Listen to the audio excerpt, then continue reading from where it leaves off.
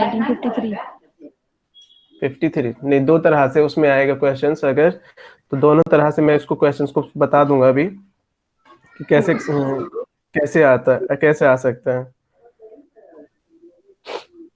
दो तरह से होते हैं ना, देखो पहले सबसे पहले उसका ये था कि उसको एक बॉडी बना दिया गया कि वो यूनिवर्सिटी को, अब ये था कि वो किसी गवर्नमेंट के, किसी यूनिवर्सिटी, किसी और इंस्टीट्यूशन के अंडर में काम कर रहा है, लेकिन फिर हम उसको स्टैट्यूटरी बॉडी का स्टेटस दे देते हैं ताकि वो आजादी के साथ काम कर सके। सिर्फ उसको जवाब तलब कौन कर सकता है, उसे एमएचआरडी, मिनिस्ट्री ऑफ एजुकेशन, तो वो सरकार को जवाबदेह हो गए सिर्फ।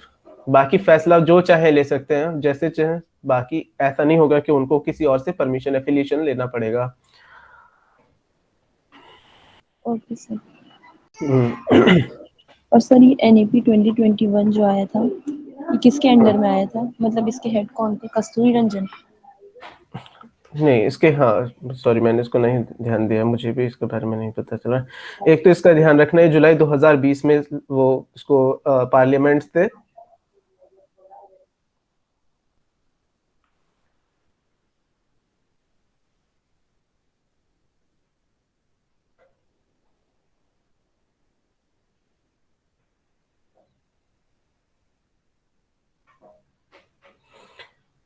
कृष्ण स्वामी कस्तूरी रंजन इसके हेड है। सर कृष्णा वैसे Swamy. Krishna Swamy, Krishna okay sir. Krishna Swamy Kasturi Rangan, chairperson of the national education policy drafting panel.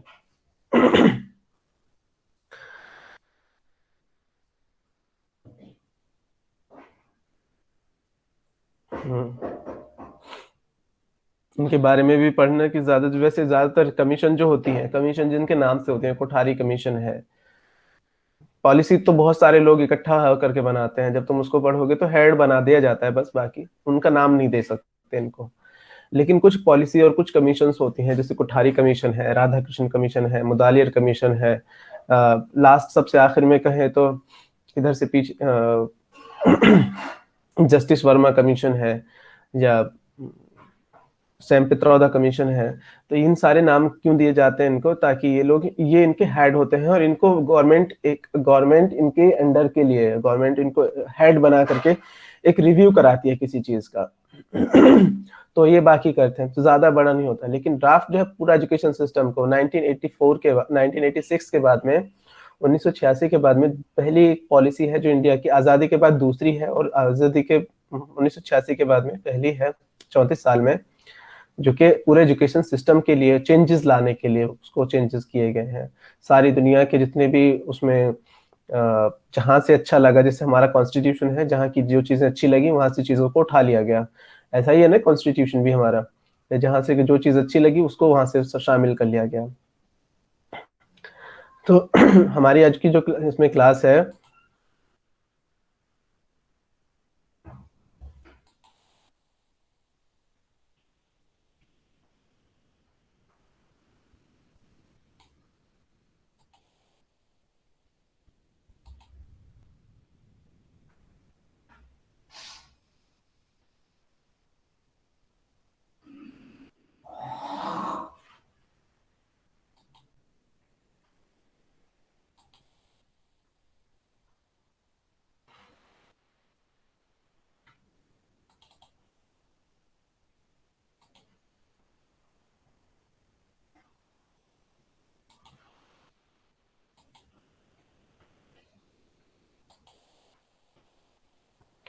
मैं उसकी पीपीटी पीपीटी ओपन हो रही है, मैं उसके बाद में भी क्लास में पढ़ूंगा स्टार्ट।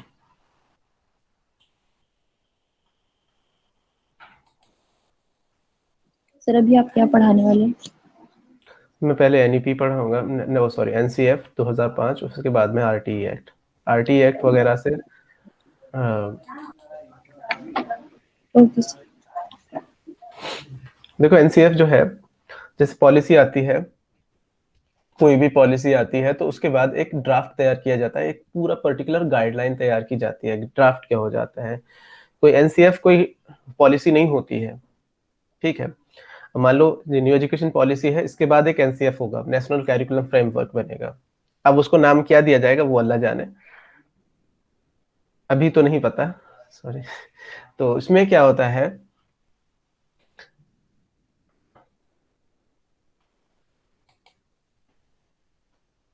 सर 1986 के बाद क्या आएगा? एनसीएफ आएगा। लास्ट 1986 के बाद में देखो बहुत लास्ट सारी कमीशन है। जो मेन चीज है जो टीचर से स्टूडेंट से रिलेटेड होती हैं, सिर्फ हम उनको, बहुत सारी कमीशन ऐसे आए हैं जो कि स्टूडेंट से रिलेटेड है, बहुत सारे कमीशन ऐसे हैं जो हायर एजुकेशन से रिलेटेड है, बहुत सारे ऐसे कमीशन हैं जो कि टीचर एजुकेशन से रिलेटेड है। एक और इसमें है कुछ 2-3 चीजें हैं कि जिसने जैसे जस्टिस वर्मा कमीशन है जिसने कहा कि 2 साल का होना चाहिए बीएड को, 2 साल का 1 साल का करने का, 2 साल का, पहले 1 साल का चल रहा था। जो मैंने बीएड किया है मेरा 1 साल का बीएड है। जो मैंने अपना खुद का बीएड किया है 2015 में, तो मैंने 1 साल में बीएड किया था। तब ये 2 साल का नहीं होता था, लेकिन वो आखिरी साल था जिस साल 2 साल का हुआ था, 1 साल का हुआ था।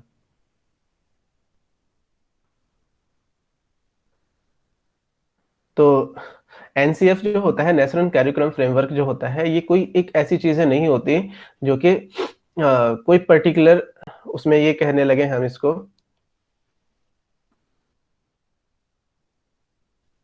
अगर ये कहने लगे, दिखाई दे रहा है clear?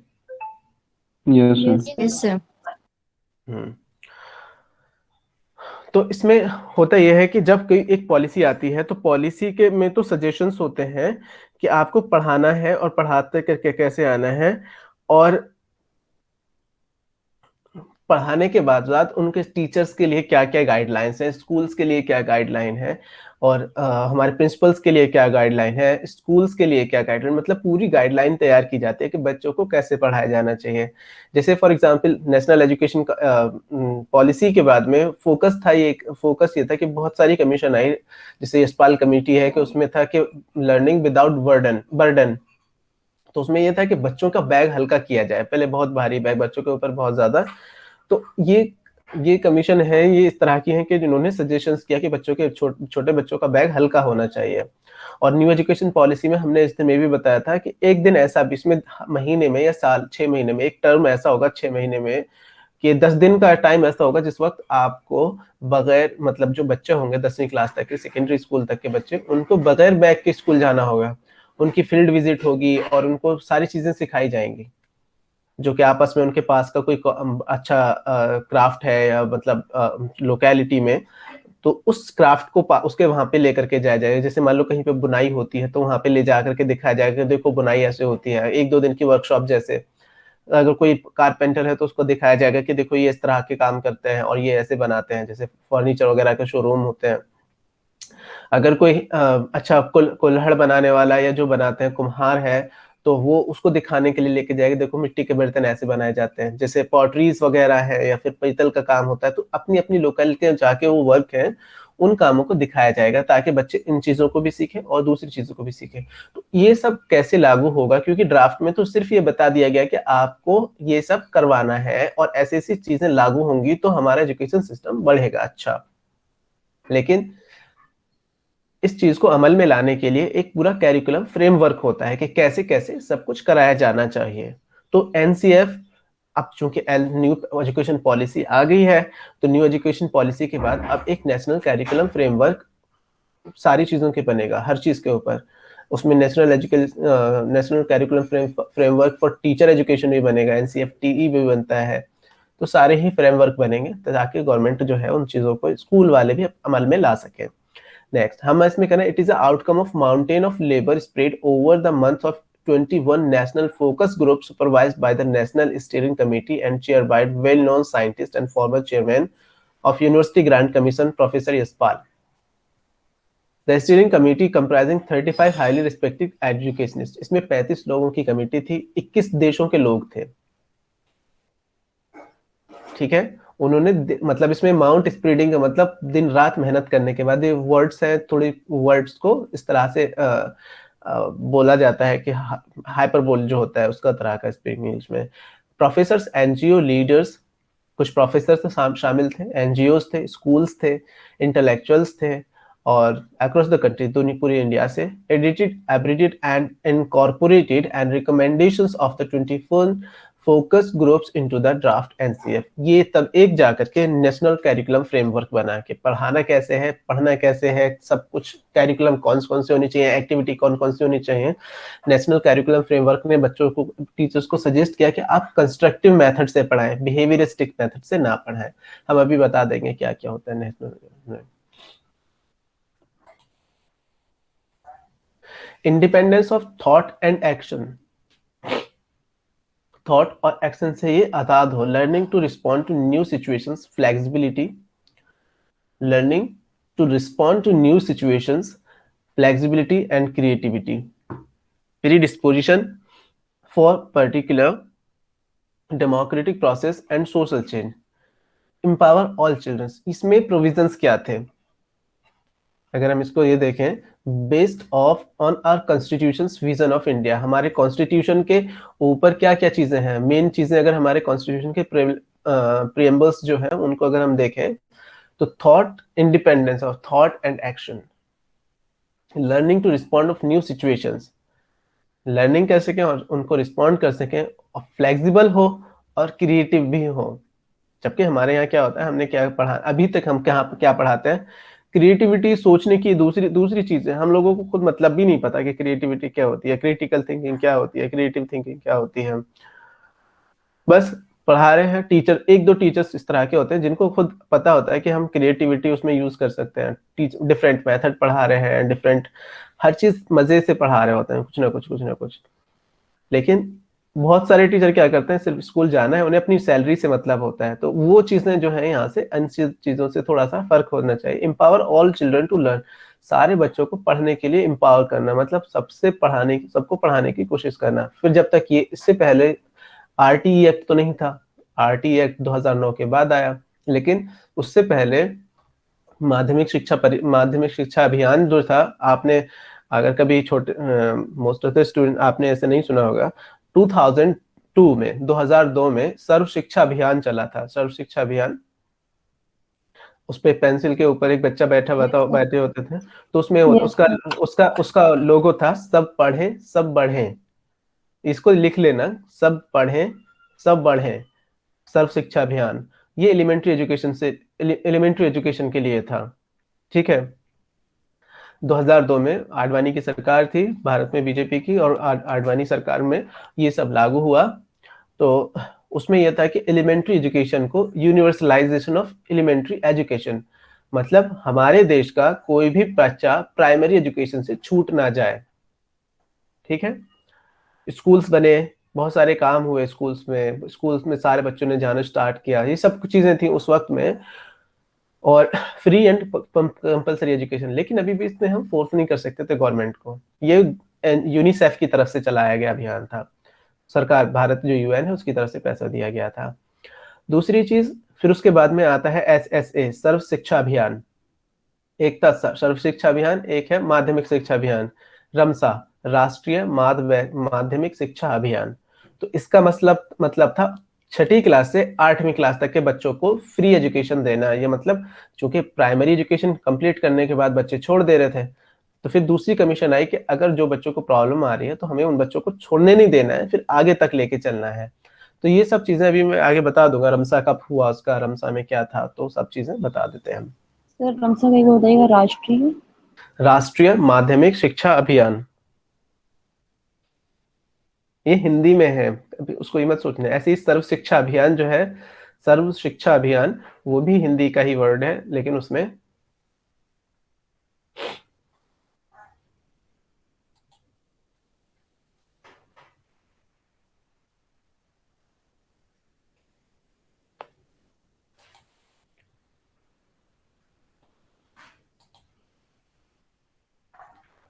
our syllabus gets more massive and move beyond the teaching capacity of the teacher, so they rush through the content। हमारा सिलेबस इतना ज्यादा होता है कि टीचर्स उसको खत्म करने के चक्कर में ये भी नहीं सोचता कि किसी को आया नहीं आया। आप लोगों ने भी देखा होगा बहुत सारी चीजों में, जैसे सोशल स्टडीज वगैरह में, कुछ चीजों में सिलेबस उसके बाद में कम किया गया। तो पहले क्या होता था, 2009 तक, उससे पहले ये होता था कि 9th और 10th क्लास का एक ही एग्जाम होता था। 9th 10th क्लास में 9th और 10th दोनों का सिलेबस पढ़ो दोनों साल तक, फिर उसको एग्जाम होगा, एक बोर्ड एग्जाम होंगे। फिर 11th-12th क्लास का पूरा सिलेबस होता था, उसमें 3-4 किताबें होती थी, अच्छी खासी मोटी मोटी किताबें होती थी। उसमें फिर टीचर उनको खत्म करने में लगा हुआ है, फिर बच्चों के पास 4-4 किताबें इकट्ठा पढ़ना एग्जाम से, बोर्ड एग्जाम से पहले, तो बहुत बर्डन था, बहुत हैवी हो जाता था, जो कि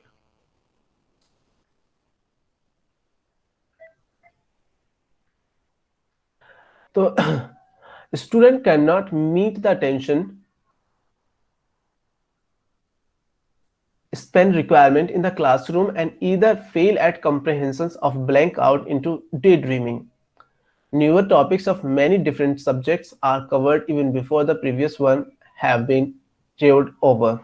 हमारे सिलेबस में क्या होता था, स्टूडेंट कैन नॉट, हमारे स्टूडेंट उस पर कुछ बार बच्चे ऐसा होता था कि बच्चे उस पर कोशिश ही नहीं कर पाए, अगर एक बच्चे की क्लास छूट गई तो वो छूट गया सब कुछ। और कुछ चीजें ऐसी होती थी ब्लैंक आउट, डे ड्रीमिंग, वो सोच भी नहीं पाते थे उन चीजों के बारे में।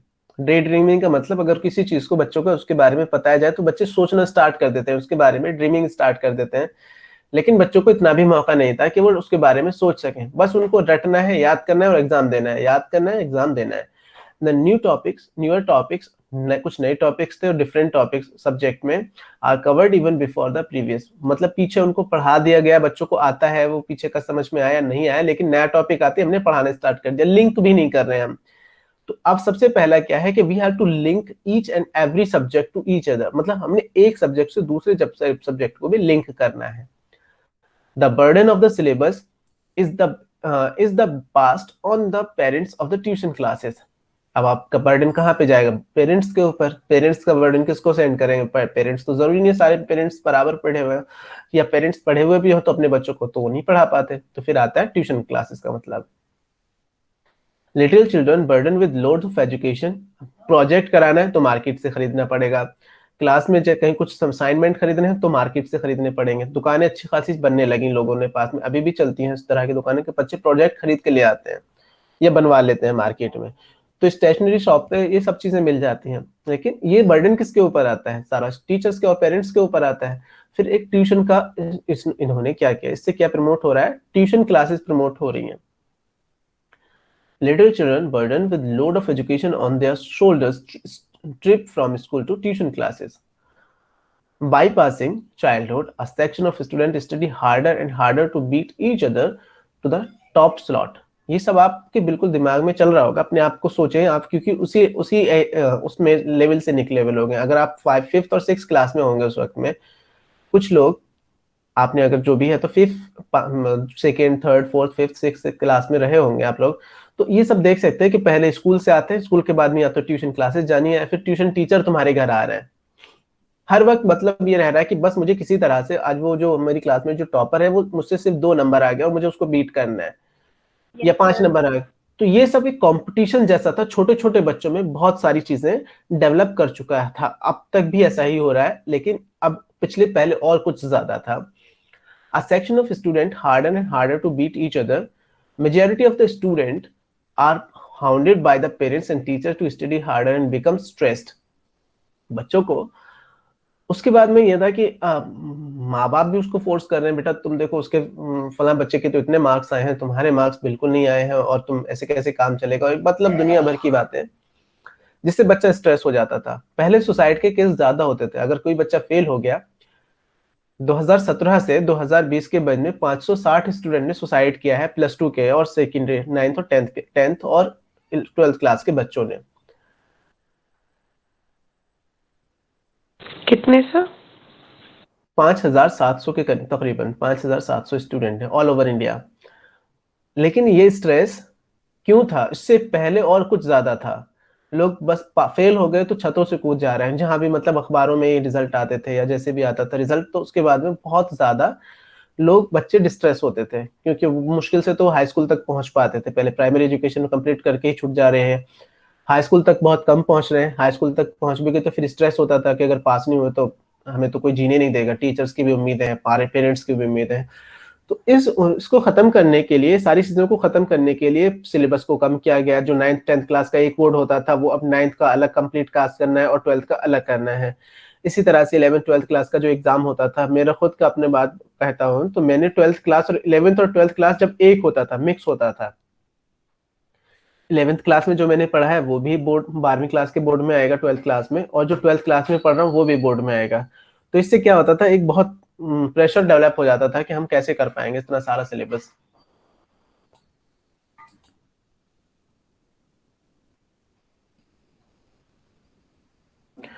फिर NCF, national focus group 2005, perspective learning knowledge, perspectives learning knowledge, curriculum areas and assessment, systematic reforms. क्या क्या इसमें रिफॉर्म्स हुए? अब देखो इसमें क्या क्या था कि teachers guiding principles for curriculum development. सबसे पहले जो कैरिकुलम डेवलप करना था उसके लिए क्या क्या गाइडलाइंस थे, ये था यहाँ पे।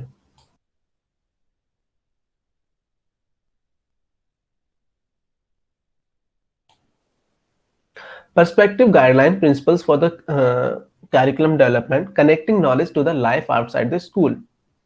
हमने स्कूल से ही रिलेट नहीं करना है, हमने हर चीज को उनकी लाइफ, बाहर की लाइफ से बताना है, कि सोसाइटी से लिंक करना है। मैंने पिछली बार भी क्लास में बताया था कि we have to make a school a miniature of the society. Miniature का मतलब होता है छोटा सा एक उसका मॉडल जैसा बना देते हैं। जैसे आपने किसी चीज का मिनिएचर बनाने के, जैसे किसी बिल्डिंग का या आर्किटेक्चर या कोई बिल्डिंग बना रहे होते हैं, पहले मूवीज में अक्सर दिखाते थे इस चीज को, कि एक हम पूरा टेबल जैसे पे रख देते हैं, उसके यहाँ पे फैक्ट्रीज बनेंगी, यहाँ पे एक हमारा पार्क बनेंगे, जो भी होगा, बच्चों के खेलने के पार्क बनेंगे, यहाँ स्विमिंग पूल बनेंगे। तो इससे क्या होता था कि वो बच्चे उसमें सोसाइटी, तो ऐसे ही एक मिनिएचर होता है छोटी सी चीज, कि बच्चे स्कूल से निकले सोसाइटी में चले जाए और सोसाइटी से निकले स्कूल में आ जाए, तो उन्हें कोई चेंजेस नहीं दिखना चाहिए। लेकिन यहाँ तो बिल्कुल हायरार्की होती है। Connecting knowledge to the life outside the school, बच्चों की नॉलेज को उनके बाहरी जिंदगी से जोड़ के दिखाना है, स्कूल के बाहर की जो लाइफ है। Learning shift away from rote learning नहीं होनी चाहिए, मतलब रट्टाफिकेशन नहीं होना चाहिए, रटना नहीं है। रोट लर्निंग को बोलते हैं रटना। अब हम कहते हैं ना कि रटना स्टार्ट कर दे तो रटना अच्छा होता है, लेकिन रटने को ही रोट बोलते हैं इसमें। मतलब सिर्फ याद करते जाना, याद करते जाना, इस चीज से छूट आना है बच्चों की आदतों को। बताना क्या है, अब हाँ मैं एक चीज बता रहा हूँ कि दो चीजें ध्यान रखना, लिख लेना इसको। एक होता है बिहेवियरिस्टिक अप्रोच, एक होता है कंस्ट्रक्टिविस्ट अप्रोच। बिहेवियरिस्ट और कंस्ट्रक्टिविस्ट। बिहेवियर का मतलब होता है, जैसे आपको पहाड़े कैसे मतलब टेबल्स कैसे याद कराए गए थे, बताइए कोई भी। बहिश तो तुम बताओ कैसे याद कराए गए थे आपको टेबल्स, बहिश। Yes, sir. बताओ कैसे वो क्या था। So teacher used to write on the board and then it was, I think, gratification only. हाँ तो उसमें ये था, ये इसको रेटिफिकेशन को बोलते हैं बिहेवियरिस्टिक अप्रोच। 1 दिन, 5 दिन, 10 दिन, एक दिन ऐसा हुआ कि आपको आंख बंद है आपकी, लेकिन आपको टेबल्स जो है वो बिल्कुल याद है। 15 दिन बाद ऐसा हो सकता है, महीने बाद ऐसा हो सकता है। जब तक नहीं आए तब तक आपको बोलते जाते हैं कि रोजाना जब क्लास में जाओगे तो क्यों क्या होना है, टेबल्स पढ़ाए जाने हैं, और वो बोर्ड पे लिखे हुए हैं या फिर बच्चे बोल रहे हैं और उनको आपको पढ़ा जाने चाहिए। मैं खुद बच्चों को ABCD इस तरह से याद कराया जाए, ABCDEFGHIJKLMNO। तो ये बच्चों का एक, उनको बिहेवियर में ला दिया जाता है।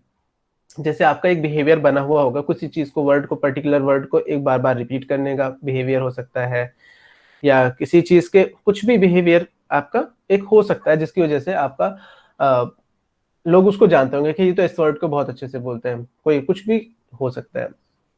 जैसे ये मोदी जी का था बिहेवियरिस्टिक था, शुरू में तो आता भाइयों बहनों वाला जो था, उसी चीज को भी ध्यान में रख सकते हैं, कुछ भी तो ये बिहेवियर में आ जाता है। दूसरा होता है curriculum enrichment, going beyond the text book. अब ये समझाने की बात, ये तो बताने की बात भी नहीं, हल्का सा से, हाँ अभी तो मैंने पहले कंस्ट्रक्टिविस्ट नहीं बताया। तो पहले तो था बिहेवियरिस्ट, मतलब बच्चों को याद कराना है, रोजाना रटा रटा करके, रोजाना बता बता करके एक ही चीज को पीछे पड़ जाएंगे तो वो याद हो जाएगी, उनके बिहेवियर में आ जाएगा। जैसे कोई चाय का शौकीन हो जाता है, क्यों, चूंकि उसने 2-3 बार, कोई स्मोकिंग होता है तो उनका क्या होता है कि वो बिहेवियर में आ जाती है, फिर अब उनसे छूटा नहीं जा रहा होता है। क्योंकि उन्होंने शुरू में स्टार्टिंग में वो शौकिया है किसी चीज में, किसी के कहने से लिया था, आज वो उनके आदत में खुद से आ गया। कंस्ट्रक्टिविज्म का होता है कि बच्चों को छोड़ दिया जाता है, बच्चों से कहा जाता है कि जाओ फील्ड में जाओ, फील्ड में जाकर के देखो, और फील्ड में वो खुद से सीखते हैं, खुद से कंस्ट्रक्ट करते हैं नॉलेज को। मतलब जैसे हमारा एक मकान का कंस्ट्रक्शन होता है ना, हम उसको देखते हैं, ऐसे ही कंस्ट्रक्शन ऑफ नॉलेज होती है। वो खुद फील्ड में जाते हैं, खुद देखते हैं कि क्या चीज सही है, क्या चीज हो रही है, क्या चीज फिनोमिना क्या है, और फील्ड एक्टिविटी भी करा सकते हैं, फील्ड भी करा सकते हैं, फील्ड और उसके बाद में क्या बोलते हैं उसको, लेबोरेटरी मेथड भी हो सकता है, प्रोजेक्ट मेथड भी होता है। तो इस तरह की लर्निंग को प्रमोट करने का काम था। ओके, फिर आता है कैरिकुलम एनरिचमेंट, गोइंग बियॉन्ड। मतलब अभी तक कैरिकुलम जो था हमारा सिर्फ किताबों तक सीमित था, किताबों तक सीमित था कि किताब में जो लिखा है वही पढ़ा देंगे, उसके बाद हम नहीं पढ़ाएंगे। लेकिन अब जो था किताबों से बाहर निकालना था बच्चों को। Making exams more flexible by integrating them in with classroom life. बच्चों की क्लासरूम लाइफ की तरह से बोर्ड एग्जाम्स को भी हल्का किया गया। बोर्ड एग्जाम्स को क्लासरूम की तरह बनाने के लिए वो जो सेंटर होता है ना, होम सेंटर, उसकी भी प्रोविजन रखे गए। नर्चरिंग अ केयरिंग आइडेंटिटी। तो नर्चरिंग मतलब क्या होता है, किसी चीज को उसकी देखभाल करना, उनकी आइडेंटिटीज की देखभाल करना। मतलब इसमें और फिर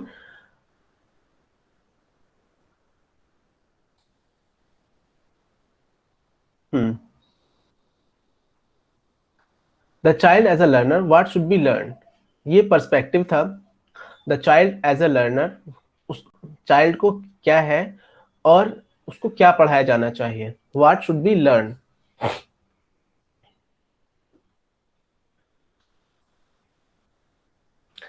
एनसीएफ पर्सपेक्टिव की तरफ से क्या था, all children are motivated and capable of learning.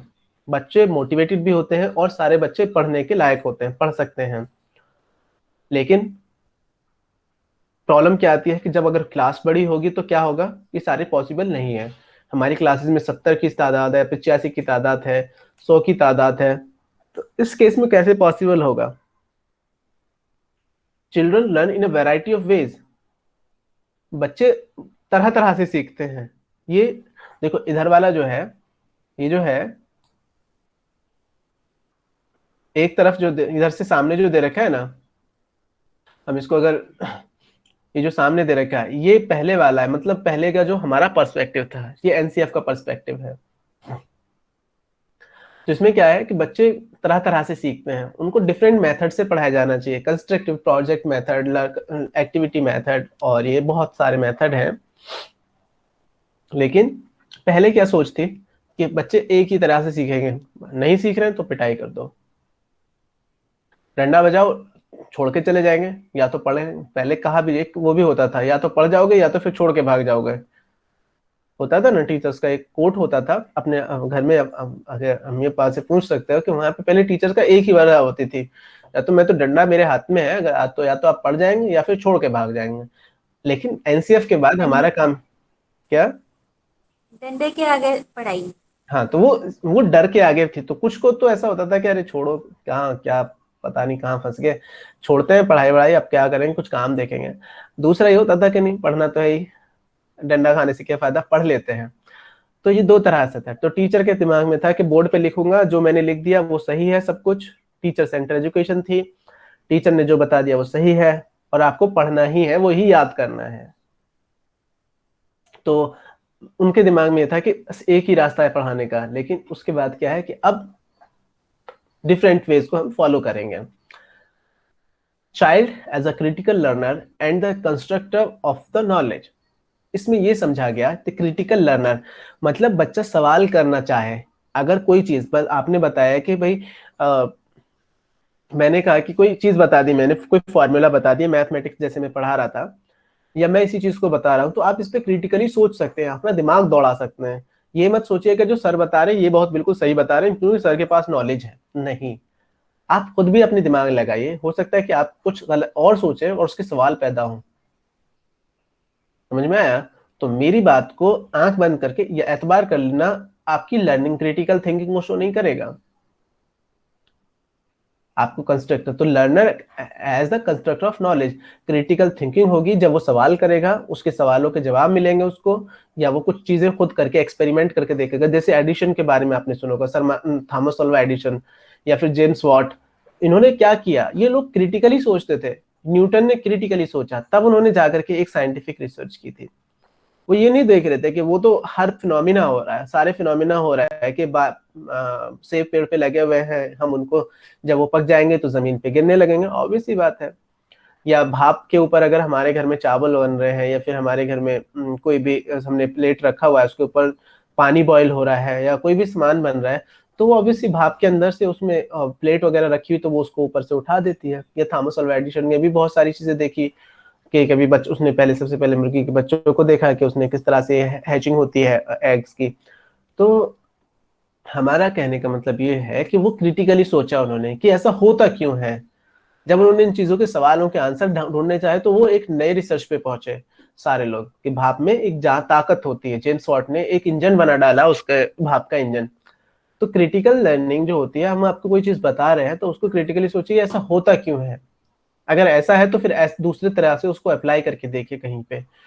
तो हम यहाँ इस चीज को फॉलो कर रहे हैं कि, लेकिन उससे पहले क्या सोचा जाता था, child as a passive imbibers of text book information and providing set of answer to all. बच्चा सिर्फ एक पैसिव जो होता है, इम्बाइबर्स मतलब इम्बाइबर्स क्या होता है, उसने उसको ग्रहण कर लिया, इकट्ठा कर लिया, and then child as passive imbiber of text book information, और उसको एक आंसर शीट दे दी जाती थी कि ये आंसर है, इनको याद करना है। मैथ्स के क्वेश्चन याद करा दिए या तो समझा दिया, नहीं आया तो फिर वो बहुत सारे लोगों का एक ड्रॉप आउट रेट बहुत ज्यादा था और एजुकेशन लेवल बहुत कम हो रहा था। तो ये सारी चीजें समझ में आया सब कुछ, या और कुछ बताना है? सर आ गया। देखो बहुत आसान सी चीजें हैं, लेकिन हमने पहले बता देना है इसमें चीजें क्या है। Learning of knowledge, local knowledge is rich source of learning of all children. Local knowledge का मतलब होता है knowledge brought into school, home language, जो वहाँ की उनकी बच्चों की होम लैंग्वेज है उसी में उनमें उसे पढ़ाया जाना चाहिए। Integrating outside world and schools, मैंने फिर वही कह रहा हूँ, नेचुरल इन्वायरमेंट, बच्चों को ऐसा ना लगे कि वो स्कूल जा रहे हैं, उन्हें ऐसा लगे कि वो दूसरे घर जा रहे हैं और वहां से निकल के आए तो फिर उन्हें घर पे आकर के कोई अजीब सा ना लगे। दूसरा, integrated outside world and schools. Outside world, school मतलब होता है कल्चरल इन्वायरमेंट। कल्चरल इन्वायरमेंट का मतलब होता है कि मैंने जैसे बताया था कि उनको स्कूल में सारे बच्चे होने चाहिए। ऐसा ना हो कि बस सिर्फ मुस्लिम्स पढ़ रहे हैं, हिंदू पढ़ रहे हैं, ईसाई पढ़ रहे हैं। वो सारे बच्चों को फिर बारे में नहीं जान पाएंगे, वो अपने डिफरेंट कल्चर्स के बारे में नहीं जान पाएंगे, वो आइसोलेटेड हो जाएंगे बच्चे। हमने उनको अच्छा समझाने के लिए, अच्छा बताने के लिए पढ़ाया था, लेकिन वो आइसोलेटेड हो गए। उन्हें सिर्फ ईसाइयों से मजा आ रहा है, या हिंदुओं से मजा आ रहा है, या मुसलमानों से मजा आ रहा है। उन्हें दूसरे आदमी को देखने में लगता है, क्योंकि फिर उसमें इससे क्या होता है कि इससे उनका डेवलपमेंट नहीं हो पाता है। ठीक है। तीसरा है focus on the child as an active learner. Focus on the child as an active learner, बच्चा जो है वो लगातार सीख रहा है। ऐसा मत समझे कि बस हमने पढ़ा दिया तो वो सीख नहीं रहा। उनका बिहेवियर सारे टाइम वो ऑब्जर्व कर रहा है। आपको सर क्या कैसे जाते हैं, क्या खाते हैं, सर का और भी चीजें क्या हैं, तो ये सारी चीजें उनके ऊपर ध्यान रखना पड़ता है। Recognize need of developing and enable environment, हमने उनकी बच्चों की डेवलपिंग, जिनका बच्चों का डेवलप कैसे होता है, डेवलपमेंट कैसे होता है, और इन्वायरमेंट को उनके इनेबल बनाना है। इनेबल और डिसेबल आपने मोबाइल में बहुत अच्छे से पढ़ा होगा कि इनेबल उनके मुताबिक करना है, और डिसेबल करने का मतलब होता है कि उसको हम मना कर देते हैं कि उन्हें disabled. Highlight the value of interaction with environment, peer, older people of to enhance learning। हमने इंटरेक्शन कराना है बच्चों का। इंटरेक्शन का मतलब क्या होता है, हमें उनसे मिला देना है। कैसे? किस चीजों से? इन्वायरमेंट से। हमें उनके बारे में फील्ड में ले जाकर के हमें उन्हें सिखाना है, बेटा देखो ऐसे होता है, ऐसे होता है चीजें। तो इससे क्या सीखेंगे वो लोग? इन्वायरमेंट से, नेचुरल चीजों से सीखेंगे। पियर्स, पियर्स का मतलब होता है उनके साथी। हमने डिफरेंट तरह के उनके साथी हैं। मतलब हो सकता है कि कुछ, मैंने भी इंक्लूसिव एजुकेशन इसीलिए पीछे पढ़ा दिया था, कुछ उसमें हैंडीकैप्ट भी हो सकते हैं, फिजिकल हैंडीकैप्ट हो सकते हैं, ब्लाइंड हो सकते हैं, और डिफरेंट ग्रुप्स के हो सकते हैं, मार्जिनलाइज सेक्शंस के हो सकते हैं, और आप बहुत अच्छे खासे फैमिली से हैं, तो आपको पता चलेगा कि आप उनके साथ में शेयरिंग कर रहे हैं, आप अपना खाना शेयर कर रहे हैं, आप उनके साथ थॉट्स शेयर कर रहे हैं। हो सकता है कि आपकी एक्टिविटीज बहुत अच्छी, बहुत सारी फिल्में ऐसी बनी है, मूवीज ऐसी बनी है जिनमें दिखाया है कि एक बच्चा बहुत गरीब है और एक बच्चा बहुत अमीर है, दोनों की दोस्ती हो जाती है स्कूल में। तो ये सब चीजें इंक्लूसिव एजुकेशन को प्रमोट करने के लिए हुई हैं, ताकि आपको ऐसा ना लगे कि ये हमारी सोसाइटी का हिस्सा नहीं है। मान लो फॉर एग्जांपल, अगर हम मुस्लिम एजुकेशन इंस्टीट्यूशन में पढ़ रहे हैं तो फिर हमें लगेगा कि नहीं, हिंदू हमारी सोसाइटी का हिस्सा नहीं है, ये हमारे यहाँ नहीं होने चाहिए। ऐसे ही अगर हिंदू स्कूल में पढ़ रहे हैं, उनको कम्प्लीटली हिंदू स्कूल में है, तो फिर वहां पे भी इस तरह की थिंकिंग डेवलप होनी चाहिए। तो गवर्नमेंट का फोकस क्या है? गवर्नमेंट का फोकस ये है कि आप लोग पढ़ें और इन्वायरमेंट में, ऐसे इन्वायरमेंट में पढ़ें जहाँ पे आप लोग सबके साथ में मैच मिल कर सकते हैं। Learning task must be design to enable the children to seek out knowledge, sorry ऊपर वाला रह गया, ओल्डर पीपल टू, हमें बड़े बुजुर्गों से भी मिलाना है। जैसे मान लो हमारे स्कूल के रिटायर्ड टीचर्स हैं, आप लोग अपने स्कूल के टीचर्स जो रिटायर हो चुके हैं उनसे मिलिए जा करके कभी, वो अपने तजुर्बे बताएंगे। पहले तो उनको जरूरत होती है कि आप उनसे मिलें, और दूसरी चीज फिर ये होती है कि उनके तजुर्बे बहुत अच्छे खासे होते हैं। जैसे आप टीचर बन जाते हैं कहीं पे स्कूल में, तो आपको पता चलता है कि यहाँ से स्कूल से कुछ रिटायर हुए हैं टीचर, तो हम उन टीचर्स को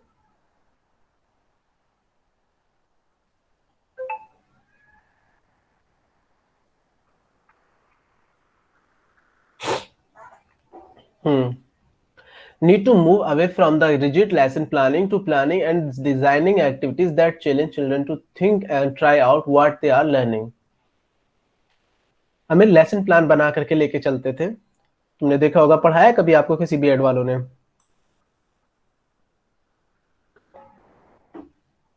यस सर। आप में से कितने लोग ऐसे हैं जिनको कभी किसी, आपने देखा उनके पास क्या होता है, एक कॉपी होती है, वो कॉपी में लेसन प्लान बना होता है, उस लेसन प्लान के अकॉर्डिंग ही वो पढ़ाते हैं।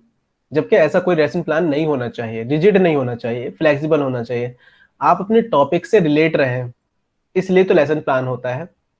लेकिन वही पढ़ाएंगे जो लेसन प्लान में लिखा हुआ है, ये गलत है। रिजिड नहीं होना चाहिए, फ्लेक्सिबल होना चाहिए। आपका टॉपिक तो वही रहना चाहिए, लेकिन एक्टिविटी बदल सकती है टाइम टू टाइम, स्टूडेंट के इंटरेस्ट के ऊपर। मान लो आपने पढ़ाने को शुरू किया कि आप चॉक बोर्ड मेथड से पढ़ाएंगे, मैथ्स पढ़ाएंगे, नहीं पढ़ना बच्चों को, क्या करेंगे? पूरी क्लास डिस्टर्ब हो रही है, आप भी नहीं पढ़ा पा रहे, ना पढ़ पा रहे हैं, तो फिर क्या होगा? उस वक्त में आपके पास एक ही ऑप्शन होता है कि आपको अपनी मेथड चेंज करना पड़ेगा, और मेथड चेंज करने के लिए आपको पूरा का पूरा लेसन प्लान बदलना पड़ेगा। और लेसन प्लान बदलते ही तो ये फ्लेक्सिबिलिटी होती है। आया समझ में? देखो, सवाल पूछते जाइए, मैं बीच में बताते जाऊंगा, बीच में लास्ट में आप एक सवाल पूछेंगे तो फिर मुझे वापस लौटना पड़ता है। आप यहीं पे जब मैं सवाल पढ़ रहा हूँ तो आप क्रिटिकली सोचिए ना इस चीज को, मैं भी तो आपसे पूछ रहा हूँ ना, क्रिटिकली सोचिए थोड़ा सा। इसमें से एक दो सवाल आ जाते हैं, ऐसा नहीं, एनसीएफ से एक दो सवाल आते हैं, पिछली बार भी 2 सवाल हैं उसमें, क्वेश्चन हैं टीचिंग एप्टीट्यूड में।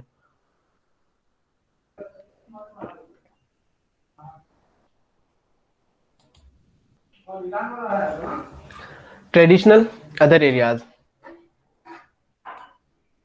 लैंग्वेज एजुकेशन, मैथमेटिक, ये सारी चीजें थी ट्रेडिशनल अदर एरियाज। इसमें सारी चीजें बढ़ाई गई। क्या आर्ट एजुकेशन को बढ़ाया गया, हेल्थ एंड फिजिकल एजुकेशन को बढ़ाया गया, education for piece, habitats and learning, ये सारी चीजें इसमें इंप्रूव बढ़ाई गई थोड़ी सी।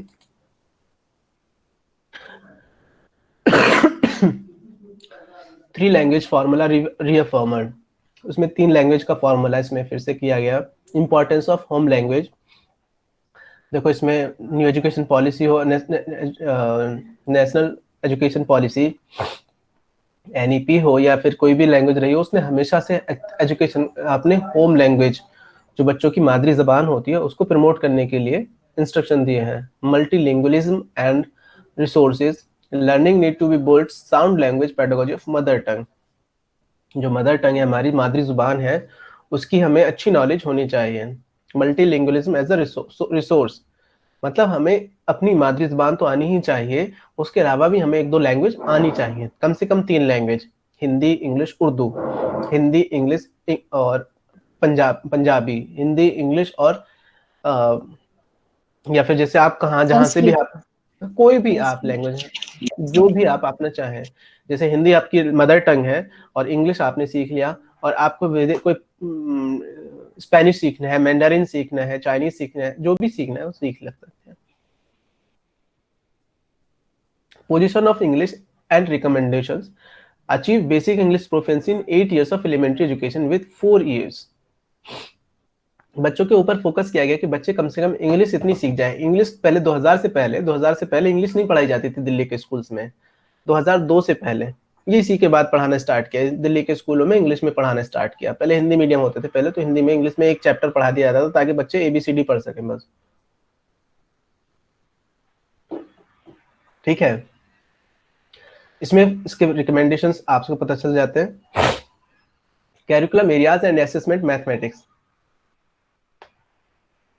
A majority of children have a sense of fear, failure of maths. They tend to give up early.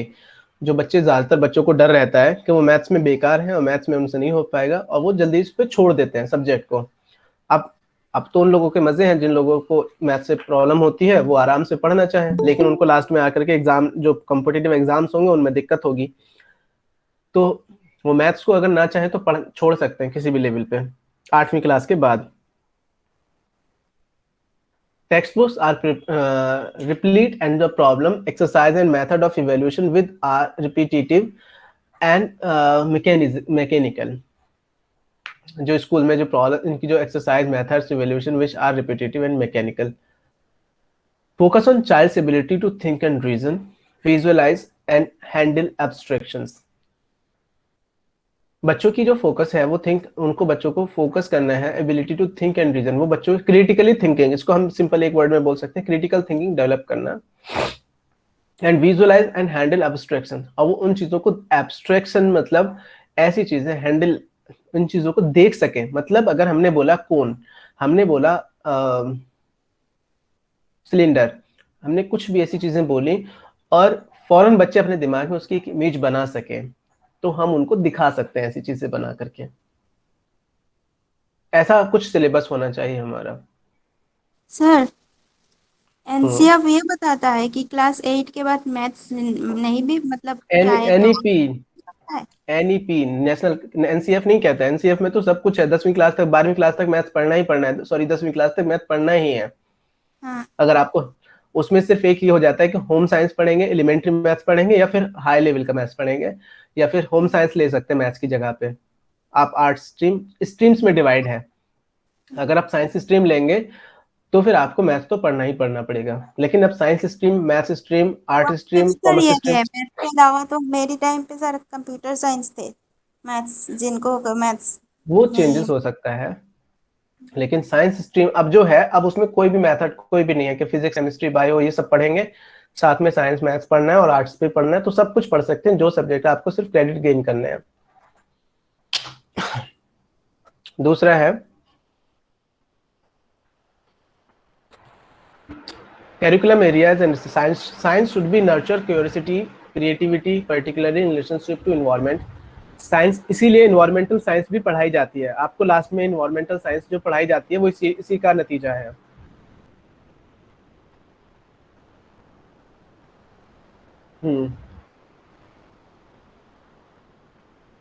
Science teaching should be placed in the context of children environment to help them to examine and analyze their everyday experiences. वो अपने जिंदगी के तजुर्बों को साथ में सीखते हुए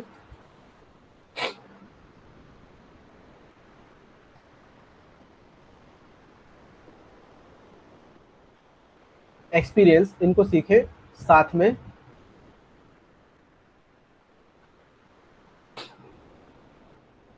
इनको बच्चों के, उनका खुद का जो इन्वायरमेंट होता है, जिस इन्वायरमेंट में वो रह रहे हैं, उसी इन्वायरमेंट में साइंस पढ़ाई जानी चाहिए। ऐसा ना हो कि हम उन्हें कोई दूसरी चीजें पढ़ाने लगे, मतलब दूसरे लेवल की चीजें पढ़ाए जाने लगे। Awareness of environment concern, environment का देखो, ग्लोबल वार्मिंग के असर आप हर जगह देख रहे होंगे। पूरे पिछले साल के मुकाबले इस साल 116% लैंडस्लाइडिंग के मसले ज्यादा हुए हैं। कितने? 116%, 136%, 136% इस बार बादल फटने की, क्लाउड बर्स्टिंग की घटनाएं ज्यादा हुई हैं पिछले साल के मुकाबले 136%। ये ध्यान रखना। 116% लैंडस्लाइडिंग के मसले ज़्यादा हुए, मतलब ज़मीन जो धंस जाती है अपने आप से स्लाइड हो चली जाती है। और जो जंगल की आग है, फॉरेस्ट फायर के केसेस भी उसमें बहुत ज़्यादा चेंजेस आए हैं। तो आप लोग इसके बारे में, पहली बार इंग्लैंड का टेम्परेचर 34 तक पहुंच गया, और कैलिफोर्निया जिसको डेथ वैली बोला जाता है, वहाँ का टेम्परेचर 54 तक पहुंच गया। कनाडा में पहली बार हीट वेव्स से हजारों लोगों की मौत हो गई, 50 तक टेम्परेचर पहुंच गया। आप अंदाजा लगाइए कि कितने चेंजेस हो रहे हैं। This is because of all changes because of the environmental changes, this because of global warming, awareness of environmental concern by involving outdoor project work। बच्चों को ये बताना है कि क्या क्या चीजें हमारे एनवायरमेंट को नुकसान पहुंचा रही हैं। Environment education to be made part of every subject, हर सब्जेक्ट को रिलेट करके आपको एनवायरमेंट के बारे में बताना पड़ेगा। आगे इसी तरह से हालात रहे तो कोई भी ज़्यादा जल्दी नहीं है। लेवल दिन पर दिन जो सी वाटर का लेवल है वो इंक्रीज हो रहा है, क्योंकि जो ग्लेशियर्स हैं वो मेल्ट हो रहे हैं। आर्कटिक जो पोल्स हैं, पोल्स जो है आर्कटिक और अंटार्कटिका, यहाँ पे पहली बार 18 डिग्री सेल्सियस टेम्परेचर मेजर किया गया। 18, अब कहेंगे 18 तो ज़्यादा नहीं होता।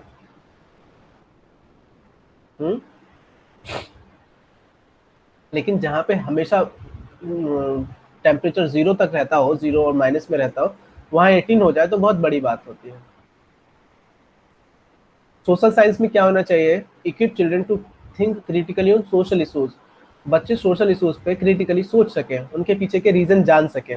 अगर कहीं पे कुछ कुप्रथा है, कि जैसे मान लो चाइल्ड मैरिज है, या फिर पर्दा है, या फिर बहुत सारे हैं, और पहले सती प्रथा होती थी, तो राजा राम मोहन रॉय ने उसको खत्म किया, तो उन्होंने क्रिटिकली सोचा था ना कि इसके पीछे का रीजन तो है नहीं, कोई साइंटिफिक रीजन तो है नहीं, तो उन्होंने इस चीज को खत्म करने की कोशिश की और खत्म किया। Recognize disciplinary markers so that content is not eroded, but also emphasize integration of theme. Recommends paradigm shift to study social science from the perspective of marginalized group. Perspective, paradigm shift क्या होता है? मतलब हम एक चीज पढ़ाते हैं, हम पैराडाइम शिफ्ट हम किसी के नजरिए से पढ़ा रहे हैं।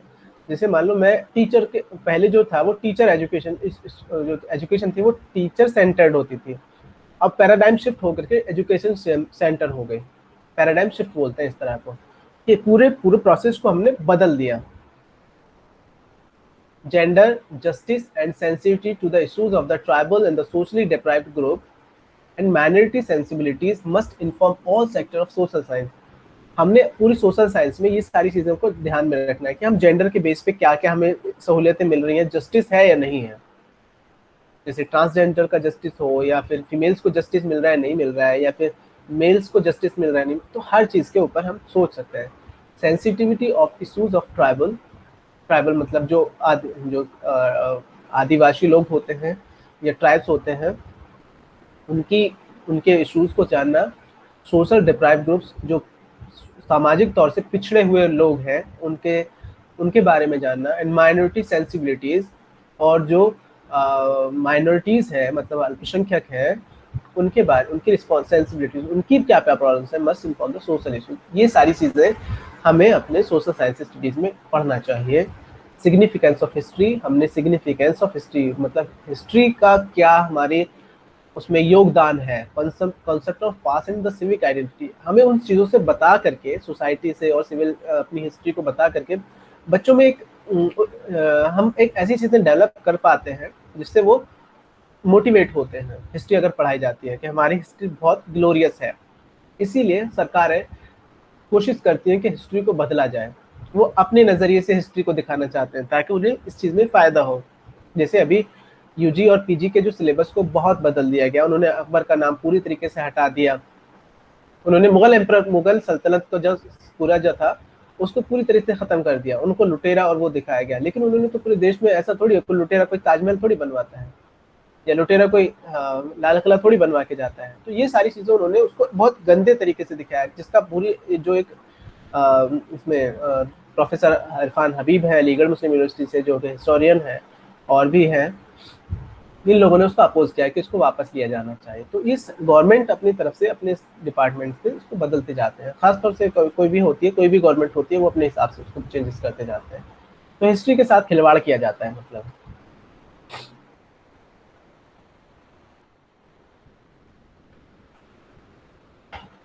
समझ में आया है?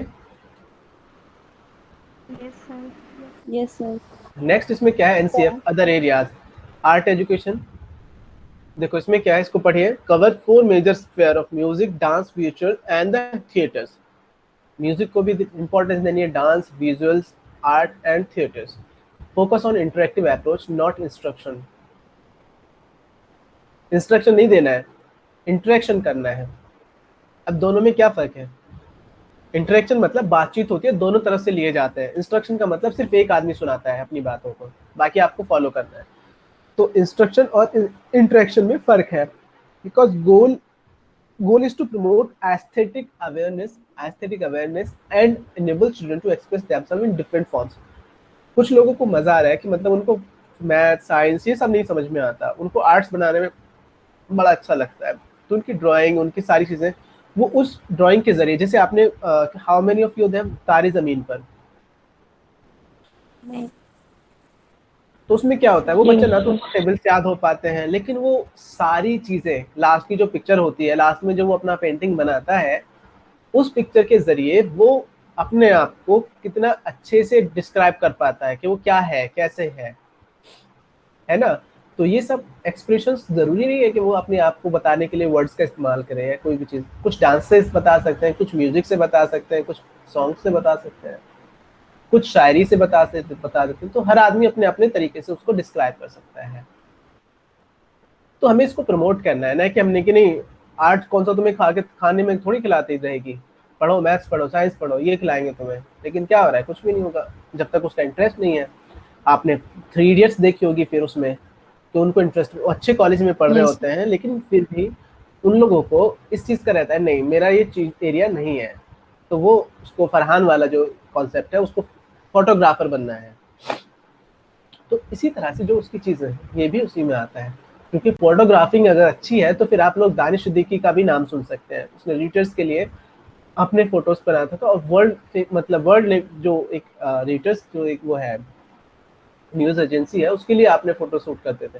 तो कहीं भी आप प्रोग्रेस कर सकते हैं, लेकिन एक जुनून जैसा होना चाहिए। जैसे आप ओलंपिक्स वगैरह के बारे में भी आप सुनेंगे, क्योंकि इंडिया इतना बड़ा देश होने के बावजूद ना तो कोई गोल्ड मेडल तक नहीं आ पाता है। क्यों? क्योंकि हमारा जो फिजिकल और हेल्थ वाला जो सिस्टम है, फिजिकल एजुकेशन वाला, या फिर हमारा जो गेम्स वाला है, हमने उसको बहुत पीछे छोड़ा हुआ है।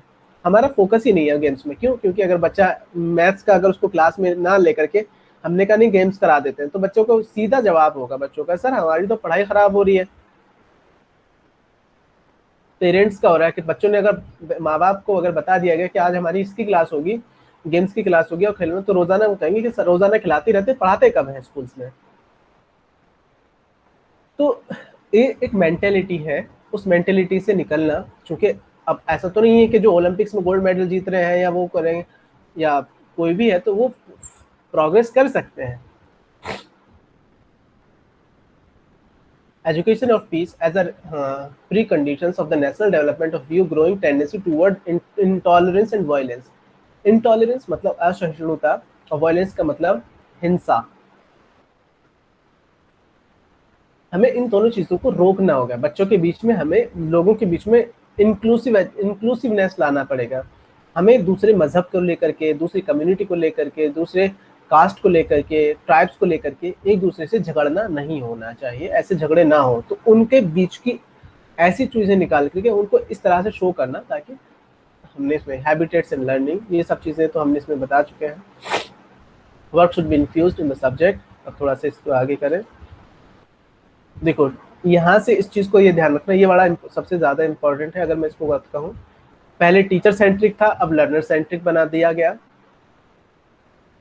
टीचर सेंट्रिक और learner centric. Teacher direction and teacher guidance and monitoring. अब क्या है, decision, learning autonomy, facilitates, support and encourage. तो इसमें क्या है, पहले एजुकेशन जैसी थी, टीचर सेंटर थी, अब लर्नर सेंटर बना दिया गया उसको। मेजर शिफ्ट कर रहा है, मेजर शिफ्ट किया गया इसमें, थोड़ा सा बड़ा। हाँ, पहले क्या था, टीचर सेंटर, अब लर्नर सेंटर, मतलब बच्चों को फोकस में रख के याद पढ़ाना है हमने, ना कि हमने अपनी मर्जी से पढ़ाना है। डंडे वंडे का जो इस्तेमाल था वो सब खत्म कर दिया गया।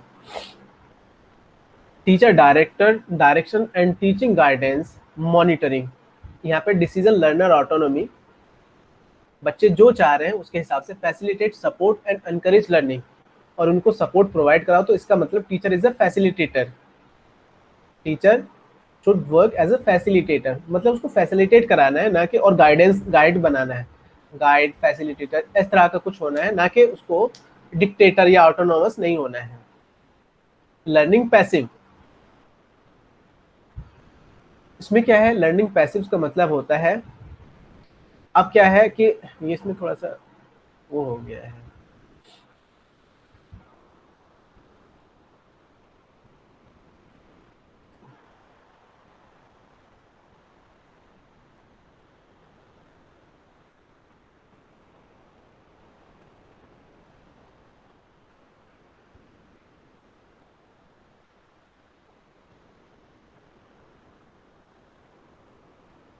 इसमें क्या है, लर्निंग पैसिव का मतलब क्या है कि लर्निंग जो होती है, बच्चे उसमें खामोश बैठे हुए हैं और हम उन्हें बताए जा रहे हैं, ये चीजें नहीं होनी चाहिए।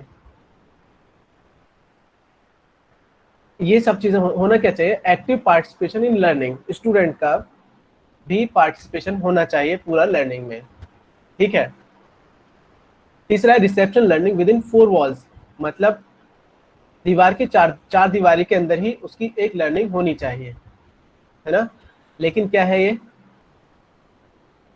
हम लर्निंग इन वाइडर सोशल कॉन्टेक्स्ट, जो लर्निंग है वो वाइडर सोशल कॉन्टेक्स्ट में होनी चाहिए। वाइडर सोशल कॉन्टेक्स्ट का मतलब क्या होता है, मतलब बच्चों को स्कूल के बाहर भी लर्निंग होनी चाहिए। मैं इसको बाद में आपको जब सेंड करूंगा तो इसको टेबल्स में बना दूंगा, मैंने इसको ऐसे ही कर दिया था, तो टेबल्स बनाने का वो नहीं था।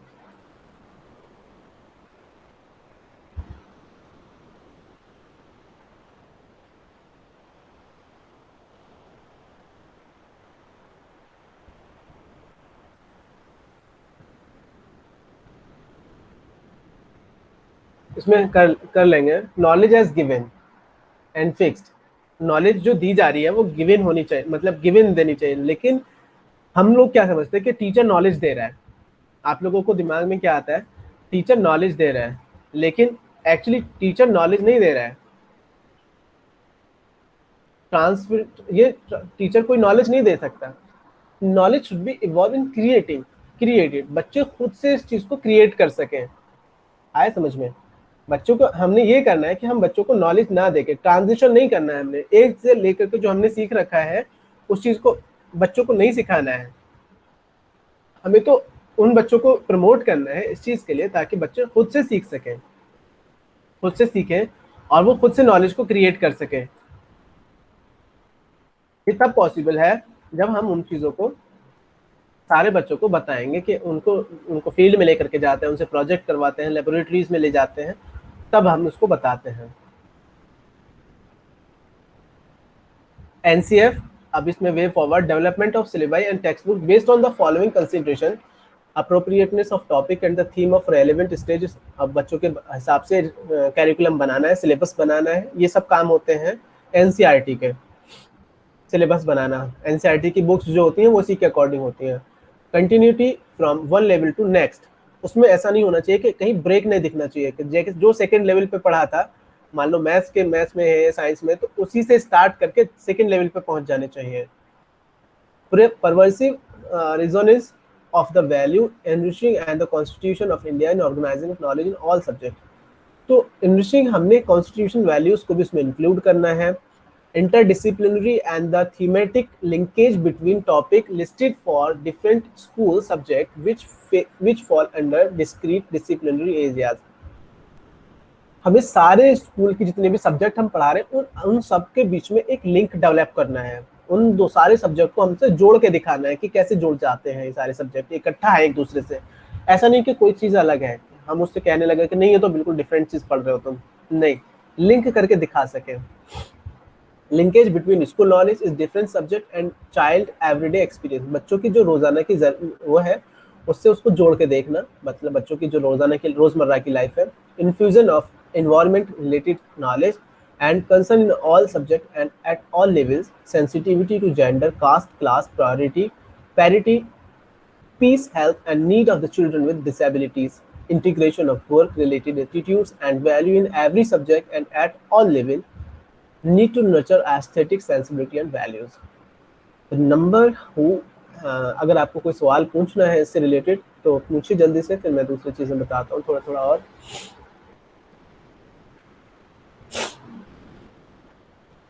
समझ में आया या नहीं आया? देखो बहुत सारे चेंजेस थे, हमने पढ़ाना तो बहुत कुछ होता है लेकिन हम चीज़ों को छोटा छोटा करके पढ़ रहे हैं, लेकिन फिर भी छोटा करने के चक्कर में भी हमने बहुत उसको पढ़ा है।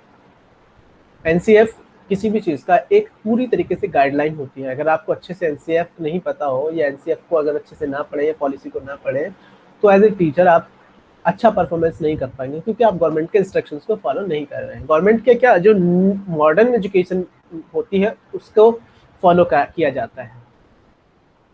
Is it clear? Yes, sir. Yes, sir. कोई सवाल इसके रिलेटेड? सर बोलिए। सर एनसीएफ 2015 क्या था? एनसीएफ 2015 नहीं है, एनसीएफ 2005 है। अब नया एनसीएफ पेपर आने में वाला, 15 आया था। वो एनसीएफ टीई होगा, नेशनल कैरिकुलम। नहीं सर 15 है। Yes, sir, According उसमें to 15 NCF है। 2015, the role of teacher should be.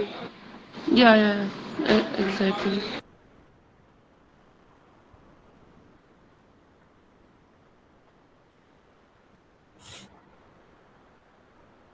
इसीलिए तो बहुत ज्यादा कंफ्यूजन हो गया, वो समझ में नहीं आया 2015 का। So, उसके बाद भी बहुत सर्च किया मैंने बट 2015 कहीं नहीं दिख रहा वो। मिसप्रिंट भी तो हो जाता है, जानने वाले इतना अच्छे से थोड़ी मैथ्स पेपर बना रहे हैं कि आप लोगों को बिल्कुल एकदम एग्जैक्ट दे देंगे। वो लोग बाद में करेक्शन कर देते हैं, बता देते हैं कि क्वेश्चन में गलती थी। 2015 में कोई एनसीएफ नहीं आया। 2015 में कमीशन है 2012 में, 2012 में जो कमीशन है वो है जस्टिस वर्मा कमीशन, के बारे में हम पढ़ लेंगे। बहुत तो वही थोड़ा सा कंफ्यूजन था तो वही पूछ रहे थे बस। थैंक यू सर जो क्वेश्चन में मिस्टेक होती है फिर उसके मार्क्स लगते हैं नहीं मिलते? तो दो तरह से उसके मार्क्स को डिवाइड किया जाता है। या तो ये होता है कि आप लोगों को सब्जेक्ट डिवाइड कर दिया जाता है, वो सब लोगों को दो वो पूरा क्वेश्चन कैंसिल कर दिया जाता है और सारे स्टूडेंट को 2-2 नंबर दे दिए जाते हैं उसके, या फिर सभी के नंबर काट दिए जाते हैं 2 नंबर। पूरा जो मार्किंग होती है वो पूरे मतलब जैसे 100 नंबर का पेपर है तो 100 में से 98 पे मार्किंग होगी। फिर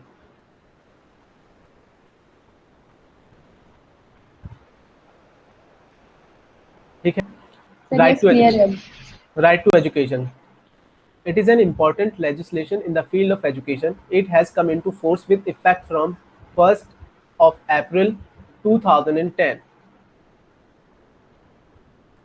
2010 1 अप्रैल 2010 में ये एग्जिस्टेंस में आया, फोर्स में आया। Now, education up to elementary level has become a fundamental right of every child aging from 6 to 12, 14. 6 से 14 साल के बच्चों के लिए अब उनका फंडामेंटल राइट है। और एलिमेंट्री एजुकेशन मतलब 6 से 14 साल तक के बच्चों को फ्री और कंपलसरी एजुकेशन देना सरकार की जिम्मेदारी है, क्योंकि उनका फंडामेंटल अधिकार है फ्री ऑफ कॉस्ट देना। ये सारी चीजें देखो इसके पॉइंट्स में हम पढ़ रहे हैं। Every child of the age of 6 to 14 years shall have a right to free and compulsory education in a neighborhood school till completion of elementary education. अपनी एलिमेंट्री एजुकेशन 8वीं क्लास तक पढ़ाई करने तक की उसकी ये जिम्मेदारी सरकार की है कि उसको दिलाए, और उसके पास के स्कूल में कंप्लीशन ऑफ एलिमेंट्री एजुकेशन, चाहे वो प्राइवेट हो चाहे वो सरकारी हो school. Neighbourhood school mean a primary school इन। हाँ बताइए। पर प्राइवेट स्कूल में तो चार्ज लगता है। प्राइवेट स्कूल में भी आगे बता रहे हैं, इसमें देखो पॉलिसी तो बहुत अच्छी होती है हमारे हमारे मैं इस बात को फिर आप याद रखना, लेकिन अगर सरकार की इम्प्लीमेंटेशन सही नहीं होता या फिर हमारे यहाँ के लोग मानते नहीं हैं, इस वजह से थोड़ी सी कमी आ जाती है। वरना यह है कि 25% of students from weaker section should be admitted in the school, और उन सबका खर्चा जो है वो सरकार मुहैया कराएगी स्कूल्स को, जो भी उनमें खर्चा आता है वो सब सरकार पैसा देगी। अब हम इसको नहीं लागू कर रहे हैं तो हमारी गलती है, या हमारे अंदर अवेयरनेस नहीं है तो हमारी गलती है। दिल्ली स्कूल्स में आपने देखा होगा, आपने हिंदी मीडियम इंग्लिश मीडियम इस मूवी देखी होगी, तो उसमें यही है, बच्चों को प्राइवेट स्कूल में, जब सरकारी स्कूल में एडमिशन नहीं हो पाता है तो फिर वो क्या करते हैं, इरफान खान और ये सब। मैं मूवीज का इसलिए ले रहा हूँ, बार बार ये मत कहना कि सर मूवी के बारे में ज्यादा बता रहे हैं या मूवीज के बारे में प्रमोट कर रहे हैं, नहीं, मैं इसलिए कह रहा हूँ क्योंकि आप लोग अगर देख चुके हैं तो उसको अच्छे से समझ सकते हैं। और हर आजकल मुझे नहीं लगता कि कोई भी ऐसा स्टूडेंट है ज्यादातर जो कि सभी लोग देखते हैं इस तरह के मूवीज को, और नहीं देखें तो फिर एक बार देख भी सकते हैं, इसमें कोई प्रॉब्लम नहीं है। इससे क्या होता है कि आप लोग उन चीजों को जब विजुअलाइज करते हैं, उन सिचुएशंस को फेस करते हैं, then you learn by using the more number of senses. Now Yes, sir. Yes. Neighbourhood schools means, मतलब हमारे पड़ोस के स्कूल का होने का मतलब क्या है कि वो 1 किलोमीटर के अंदर में परिधि में होना चाहिए, and vicinity of 3 metre of every habitations. और एक प्राइमरी स्कूल के ऊपर का जो स्कूल है जिसे अपर प्राइमरी स्कूल बोलेंगे, वो 3 किलोमीटर के अंदर होना चाहिए, विद इन 3 किलोमीटर, और every habitations.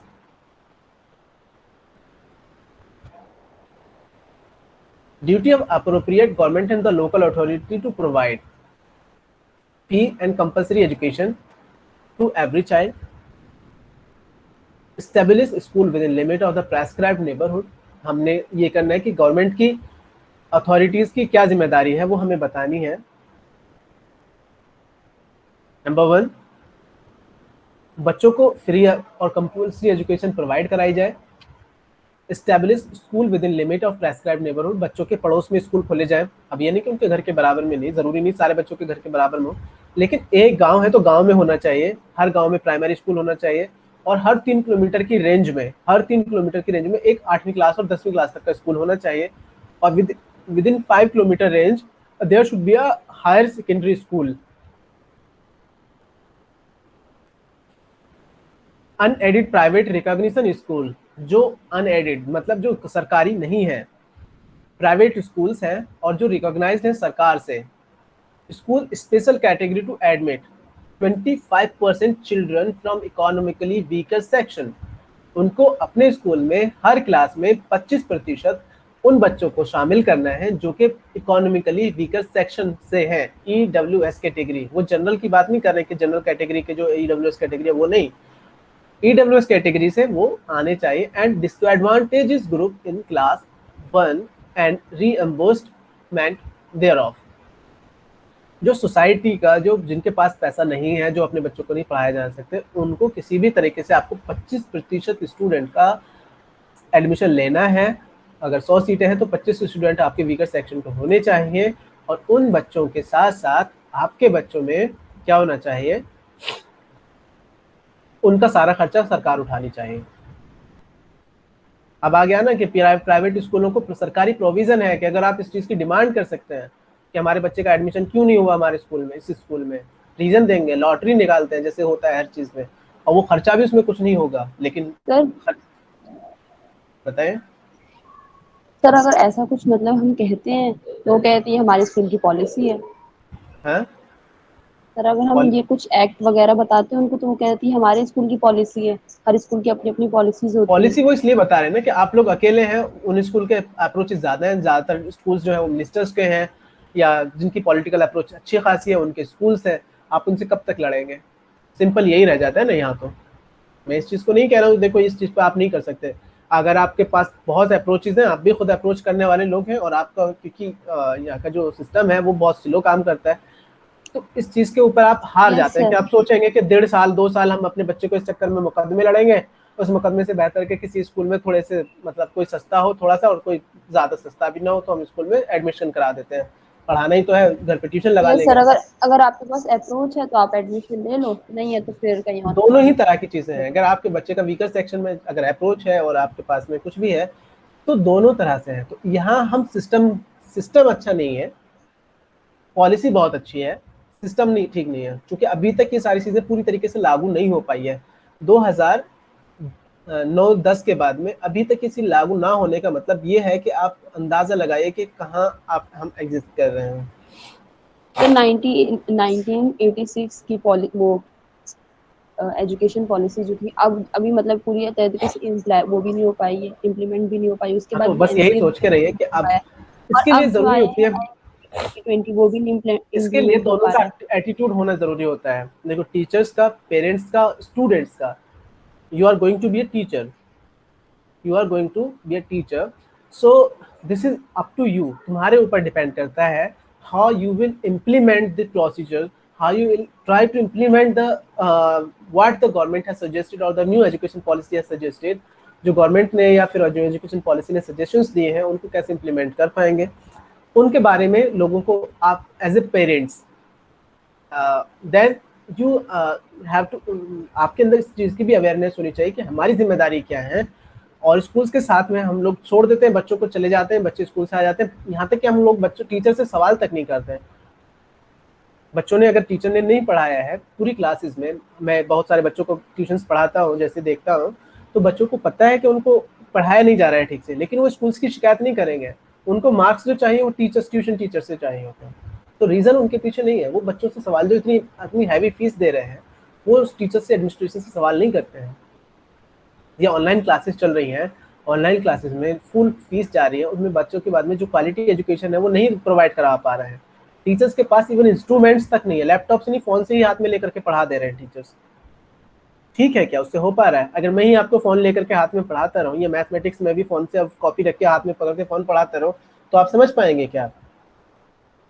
No sir. No sir. अगर ये सारी चीजें, जैसे हम कभी बोर्ड से पढ़ा रहे थे, कभी राइटिंग टैब लेकर के पढ़ा रहे थे, आज सर पढ़ाते हैं, तो पॉसिबल नहीं है। ये तो शेयर करके, स्क्रीन शेयर करके पढ़ा दी जाती है। हो सकता है कि मोबाइल से, मुझे नहीं पता कितने कैसे पढ़ाया जाता है, या पढ़ा आपको समझ में आ रहा है, नहीं आ रहा है, या हम लोग ये चीजें देख रहे हैं कि अगर क्वालिटी जब स्कूल्स की नहीं है तो स्कूल्स की शिकायत कोई पेरेंट्स नहीं कर रहा है। तो ये सारी चीजें अवेयरनेस की कमी की वजह से है। तो चाइल्ड ऑफ एजुकेशन जो है, आप लोग बच्चों को देख रहे हैं कि बच्चों को वो फोन से लेकर के हाथ में पकड़ते हैं और उसके नीचे की तरफ कॉपी रख के उसे सॉल्व करके बता देते हैं। तो सॉल्व करके बता देना इतनी देर में काफी नहीं होता।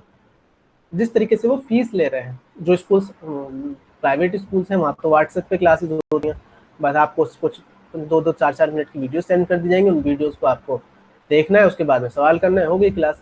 तो क्वालिटी कहीं भी नहीं बची है।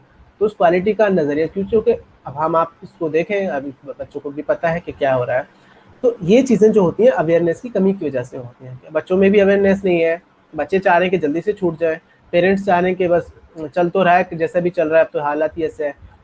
टीचर्स चाह रहे हैं बस निकल रहा है कैसे भी, इस तरीके से झंझट है ऑनलाइन टीचिंग का। अब 2 साल हो गए, 2 साल में तो उसको अडॉप्ट कर लेना चाहिए था।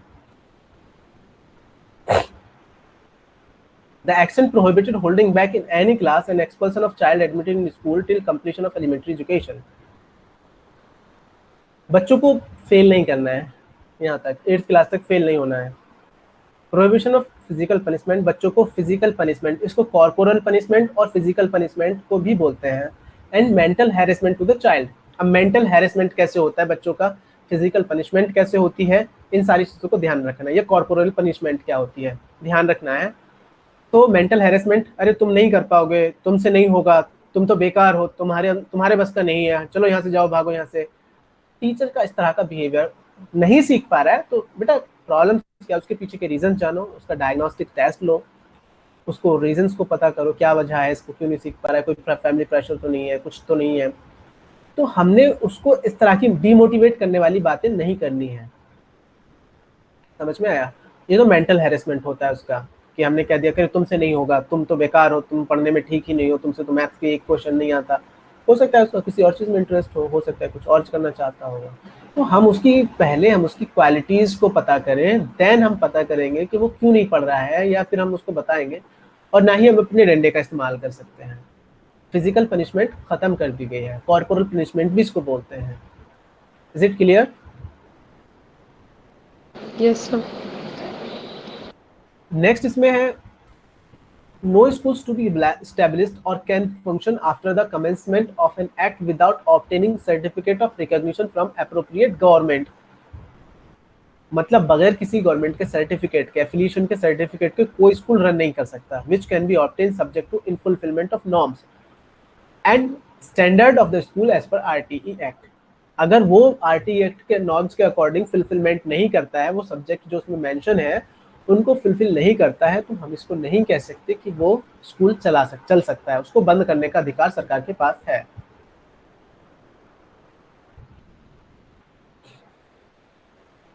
Constitution of a school's management committee is level every school except unaided private schools. Constitution of school management committee is level every schools except unaided private recognized schools. एक अपना स्कूल्स का कॉन्स्टिट्यूशन होना चाहिए, उसमें कैसे कैसे काम करना है। 75 रिप्रेजेंटेशन फ्रॉम पेरेंट्स मेंबर्स, एक कमेटी होगी उसमें पेरेंट्स की, आप लोगों ने देखा होगा कि एक पेरेंट्स की कमेटी बनी हुई होती है, उसमें पेरेंट्स कुछ बच्चों के पेरेंट्स जो होते हैं उसमें शामिल होते हैं, जैसे उसमें कुछ पता करना होता है कि वो किस बच्चों की प्रॉब्लम्स, पेरेंट्स की प्रॉब्लम्स को शेयर करते हैं आपस में। 50% प्रेजेंटेशन ऑफ विमेन, स्कूल्स की जो कमेटी बनेगी उसमें 50% विमेन्स का भी पार्टिसिपेशन होगा। Representation from SC and STs disadvantages group, और सारी कॉन्स्टिट्यूशन बॉडीज जो होगी उसमें एक पूरा कॉन्स्टिट्यूशन के अकॉर्डिंग जो रिजर्वेशन है उनके अकॉर्डिंग उसमें उनका रिप्रेजेंटेशन होना चाहिए, ताकि कोई भी हिस्सा किसी भी तबके को छोड़ा ना जाए। क्योंकि अगर हम मान लो यहाँ पे पॉलिसी बना रहे हैं, हमने एससी को शामिल नहीं किया या एसटीज को शामिल नहीं किया, तो हम उनके अधिकारों को इतना अच्छे से नहीं जान पाएंगे जितने अच्छे से एससी और एसटीज वाले जानते हैं, उनकी कंडीशंस को जानते हैं।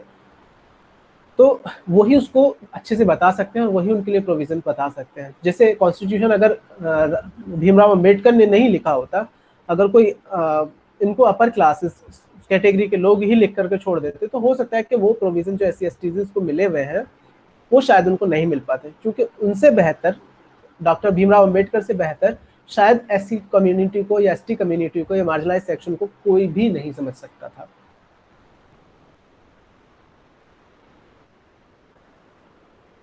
Minimum qualification is laid down by government is required for appointment of a teacher, एक मिनिमम क्वालिफिकेशन होनी चाहिए जिसके बाद वो टीचर बन सकता है।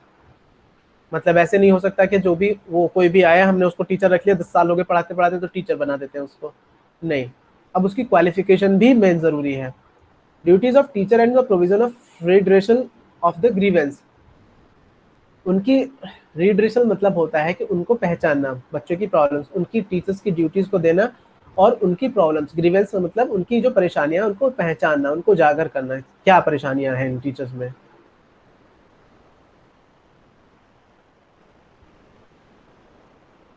Curriculum and evaluation procedure for elementary education shall be laid down by the academic authority. Evaluation, curriculum का evaluation होना चाहिए, evaluation वो SCRT, जैसे SCRT NCRTs है, ये इनको authorities, academic authority बोलते हैं, और ये तय करेंगे कि curriculum क्या होना चाहिए और इसका evaluation कैसे होना चाहिए। No board examination till 8वीं क्लास से पहले कोई भी एग्जाम, बोर्ड एग्जाम नहीं होना चाहिए। पहले 8वीं क्लास में बोर्ड एग्जाम होते थे, 8th क्लास में बोर्ड एग्जाम होती थी, अब उसको खत्म कर दिया गया। Provision of protection of child rights and redressal of their grievance, बच्चों की परेशानियों को, बच्चों के उनके चाइल्ड राइट्स मतलब बच्चों के अधिकारों को जानना, और रिड्रेसल मतलब उनकी पहचान, उनको उजागर करना। उजागर करने का मतलब होता है provision of protection of child rights, बच्चों के जो परेशानी, चाइल्ड बच्चों के जो अधिकार हैं उनको पहचानना और उनकी परेशानियों को जानना। Constitution of national and the state advisory counselling, constitution इनको एडवाइजरी, स्टेट एडवाइजरी और CAB काउंसिल को डेवलप करना। अब right to education, Delhi right to education rules, इसको हम नहीं पढ़ रहे हैं क्योंकि हमें इसकी जरूरत नहीं है।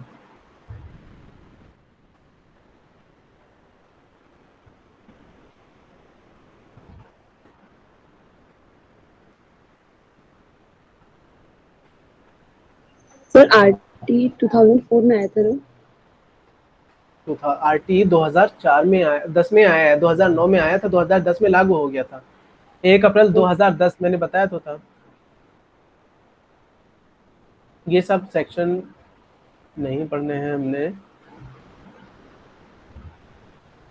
यहाँ से पढ़ना है। Role and duties of principal, principal creating awareness of the neighbourhood of the schools, बच्चों के जो आसपास का जो प्रिंसिपल की जिम्मेदारियां क्या हैं आरटी एक्ट में।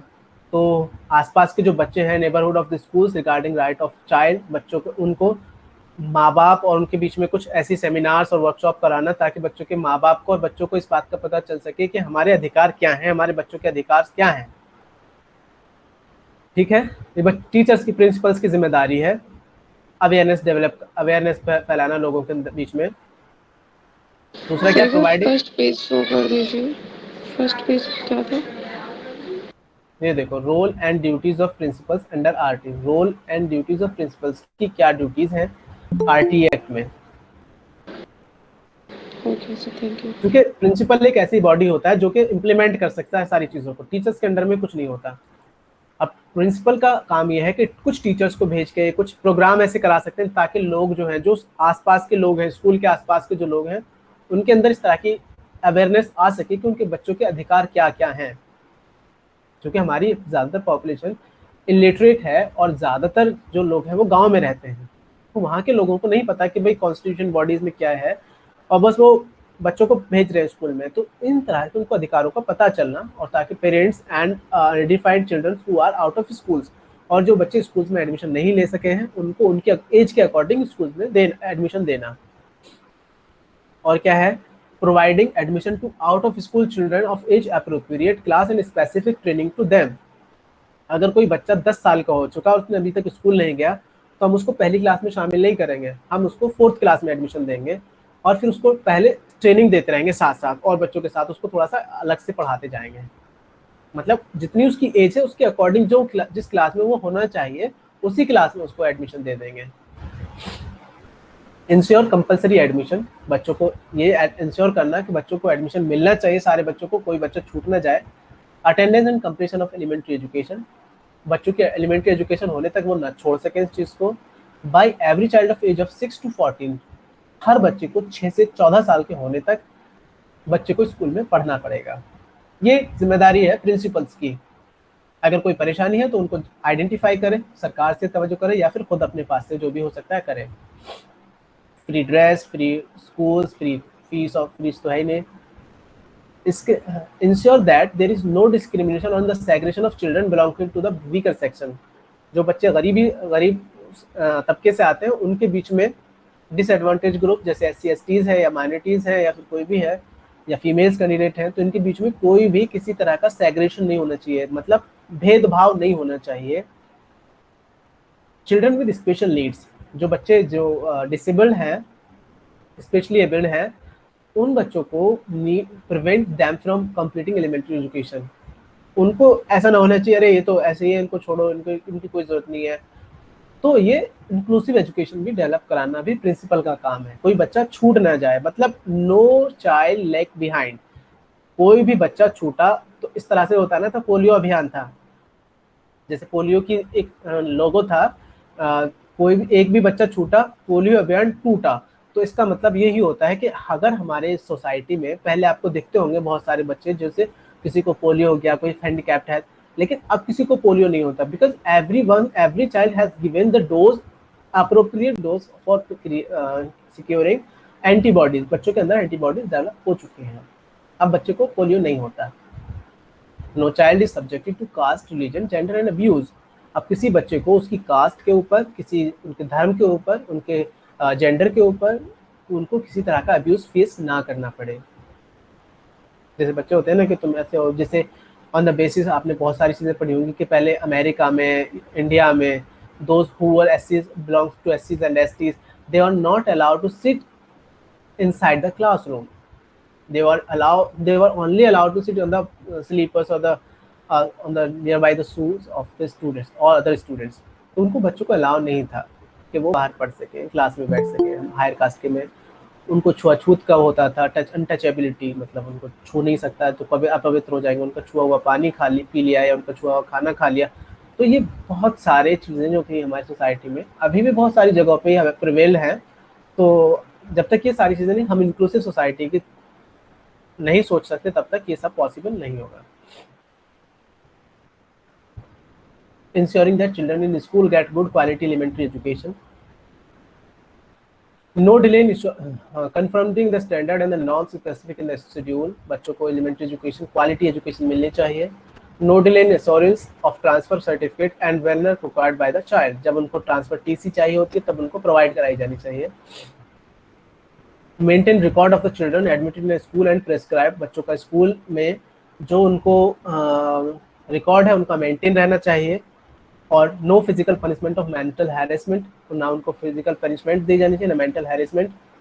ensuring that constitution of school management committee as prescribed and timely preparation of school development plan। जो स्कूल के डेवलपमेंट प्लान होते हैं वो टाइम टू टाइम बनते रहने चाहिए, बदलते रहने चाहिए।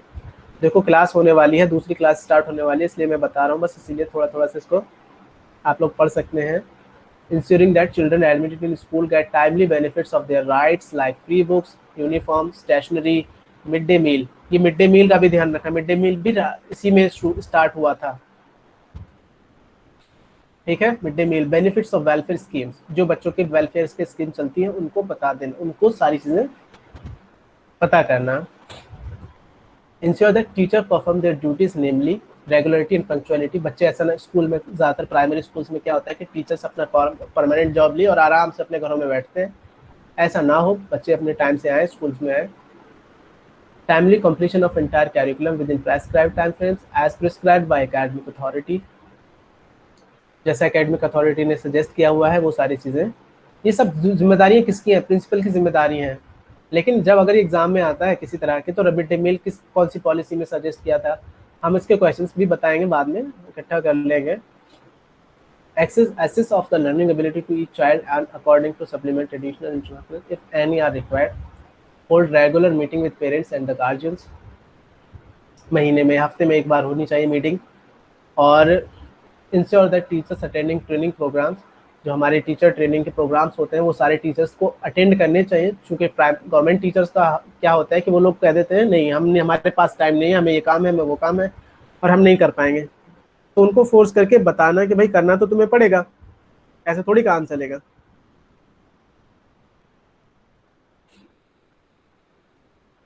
दूसरा है ensure that child completion elementary education is being awarded a certificate as prescribed by the government। जो बच्चे 8वीं क्लास पास कर लेते हैं, एलिमेंट्री एजुकेशन पास कर लेते हैं, फिर उनको एक सर्टिफिकेट देना और उसके बाद उनको हायर एजुकेशन सेकेंडरी स्कूल में, उनको माध्यमिक शिक्षा में उनको प्रमोट करना, ये सरकार की जिम्मेदारी है। और what is special in this act? The Indian Act is unique from among such as act from many other countries the following reasons। The definition of free that goes beyond tuition fees। The compulsion being on the government rather than parents। Government पे compulsion रखा गया इसको, दूसरे teacher में parents के ऊपर कोई जिम्मेदारी नहीं है, गवर्नमेंट की जिम्मेदारी बच्चों को लेकर के उनको एजुकेशन दिलाना। The stress on the ending discrimination and the inclusion। Prescribing quality principles for the teaching learning process। इसको देख लेना, बाकी यही इसके लास्ट वो है। आपके क्वेश्चंस अगर हो तो इससे मुझे बताइए जल्दी से, क्योंकि क्लास का टाइम हो गया, दूसरे सर ने भी ज्वाइन कर लिया होगा। Sir mid day meal right to education के अंडर आता है? हाँ, मिड डे मील का ही कॉन्सेप्ट रखा था ताकि बच्चों को न्यूट्रिशंस भी मिल सके। बहुत सारे घर ऐसे होते हैं जहाँ पे बच्चों के घर में खाना ठीक से नहीं है, या बहुत सारी न्यूट्रिशंस, बहुत हमारी सोसाइटी में, सोसाइटी नहीं हमारे देश में बहुत सारे एरियाज ऐसे हैं जहाँ पे बच्चों को ठीक से खाना तक अवेलेबल नहीं है। तो उसके चाहे न्यूट्रिशंस, जब तक, हमारा कॉन्सेप्ट ये है कि जब तक उनको अच्छा खाना नहीं मिलेगा, भूखे पेट भजन नहीं होता, इस चीज़ को हम कहते हैं, तो जब तक उनका पेट भरा हुआ नहीं होगा तब तक उनको पढ़ाया नहीं जा सकता। तो उनको